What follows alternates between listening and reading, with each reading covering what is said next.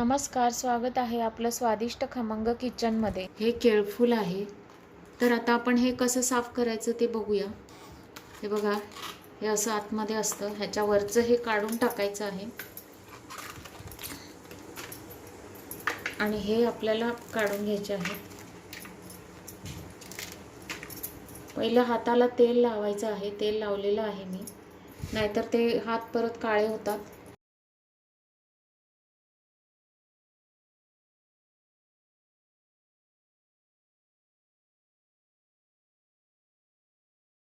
हे बघा, आता एवढं राहिलं, पांढरा भाग हा दिसेपर्यंत काढायचा आहे। त्याच्यानंतर हे आपण कापून घेणार आहोत। हे बघा, आता मी तुम्हाला दाखवते। हे असा नखासारखा भाग असतो तो काढून टाकायचा आहे आणि हे एक अशी मध्ये दांडी असते, ही एक काढून टाकायची आहे आणि बाकीचं हे घ्यायचं आहे आपल्याला भाजीसाठी। हे भाजीसाठी घ्यायचं आहे। हे असं आपण काढून घेऊया। हे बघा, हे काढायचं आहे आणि हे काढायचं आहे आणि हे असंच घ्यायचं आहे। हे आता आपलं सोलून झालेलं आहे, हे बघा, आणि ह्याचं हे काढून सगळं आता व्यवस्थित झालेलं आहे। तर आता हे आपण बाजूला ठेवूया। आधी आपण हे कापून घेणार आहोत।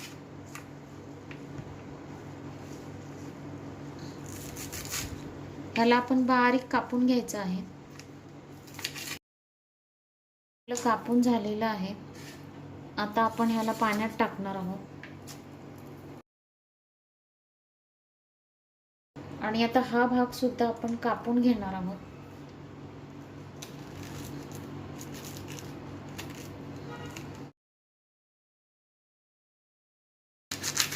ह्याला सुद्धा बारीक बारीक कापून घ्यायचं आहे।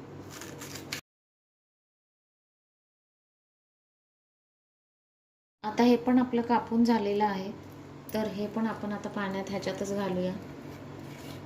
हे हवेमुळे थोडंसं काळं पडतं, ते पाण्यात घालून ठेवायचं रात्रभर।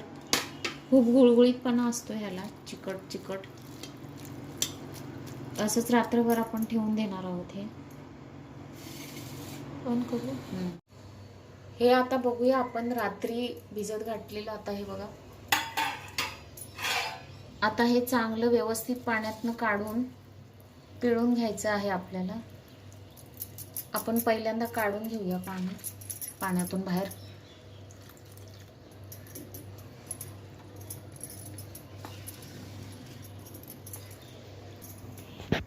हे बघा, आता हे आपलं पाणी पूर्ण काळं झालेलं आहे, तर सगळा चिकट गुळगुळीतपणा सगळा निघून गेलेला आहे आणि हे पाणी फेकून द्यायचं आहे। आणि हे आता आपल्याला चांगलं असं पिळून घ्यायचं आहे ह्याच्यातलं पाणी, ते मी काढून घेते। आता हे पाणी आपण जरा चांगलं पिळून घेऊया, असं व्यवस्थित घट्ट पिळून घ्यायचं आहे।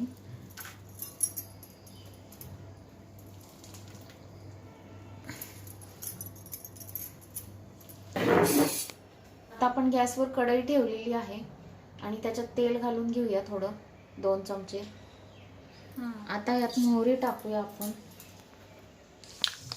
आता आपण जिरं टाकलंय त्याच्यात। आता कांदा घाल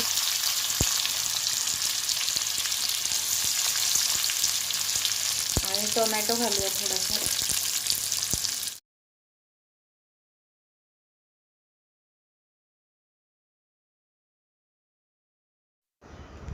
आता कांदा छान परतलेला आहे, तर आपण ह्याच्यात हळद घालून घेतलेली आहे आणि त्याच्यानंतर हे सोललेलं केळफुलाचं सगळं घालून घेतलेलं आहे आणि ह्यात मी मुगाची भिजवलेली डाळ घातलेली आहे। तुम्हाला आवडते ती डाळ घालू शकता। आता आपण ह्याच्यात लाल तिखट घालून घेतलेले आहे, 2 चमचे। तुमच्या घरात जे असेल ते तुम्ही रोज वापरता तेच घालायचे आहे, तुमच्या आवडीप्रमाणे, आणि चवीप्रमाणे मीठ घालायचे आहे।